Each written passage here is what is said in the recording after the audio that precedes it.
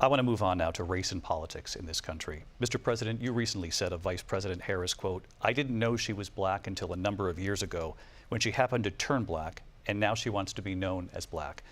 I want to ask a bigger picture question here tonight. Why do you believe it's appropriate to weigh in on the racial identity of your opponent? I don't, and I don't care. I don't care what she is. I don't care. You make a big deal out of something, I couldn't care less. Whatever she wants to be is okay with me. But those were your words, so I'm asking. asking. I don't know. I mean, all I can say is I read where she was not black, that she put out, and I'll say that. And then I read that she was black, and that's okay. Either one was okay with me. That's up to her. That's up to her. Vice President Harris, your thoughts on this? I think it's, I mean, honestly, I think it's a tragedy that we have someone who wants to be president who has consistently, over the course of his career, attempted to use race to divide the American people. You know, I do believe that the vast majority of us know that we have so much more in common than what separates us, and we don't want this kind of approach that is just constantly trying to divide us, and especially by race. And let's remember how Donald Trump started. He was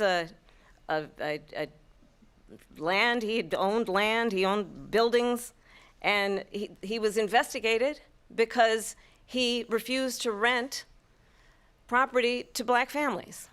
Let's remember, this is the same individual who took out a full-page ad in the New York Times calling for the execution of 5 young black and Latino boys who were innocent, the Central Park 5.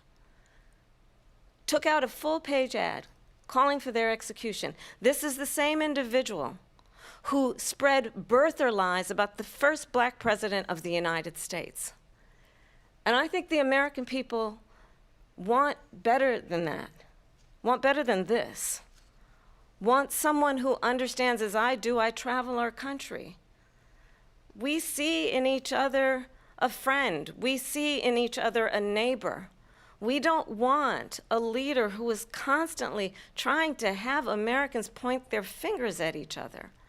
I meet with people all the time who tell me, can we please just have discourse about how we're going to invest in the aspirations and the ambitions and the dreams of the American people?